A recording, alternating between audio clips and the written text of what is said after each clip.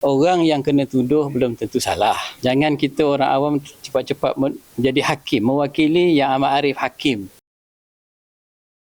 Membimbangkan dan kami cukup percaya dengan ketulusan SPRM. Biar SPRM dan juga agensi penyiasatan buat kerja masing-masing. Dan kami para asatizah akan terus bercakap mengenai bahaya-bahaya rasuah dan sebagainya, salah guna kuasa. Tidak akan berhenti bercakap. Tak kira siapalah yang ni ya. Tak kira, undang-undang mengatasi semua orang. Selama mana dia salah, maka berhak untuk disiasat dan untuk didakwa kalau mempunyai bukti-bukti. Dan kita tidak melindungilah kawan ke, siapa ke, orang agama ke, ustazah ke, asatizah ke. Kalau bersalah, kita serah kepada kebijaksanaan agensi penguatkuasaan. Satu lagi saya nak ingatkan kepada masyarakat, orang yang kena tuduh belum tentu salah.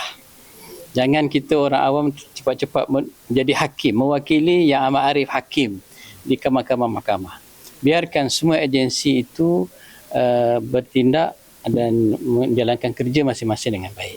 Kita sebagai orang awam mendoakan terbaik untuk Malaysia supaya dapat dipimpin oleh orang yang bebas rasuah dan tempiasnya kepada rakyat-rakyat yang benci kepada rasuah dan masyarakat yang jijik terhadap rasuah. Bermula daripada bawah, sudah tentu perlu ditunjukkan daripada orang yang paling atas.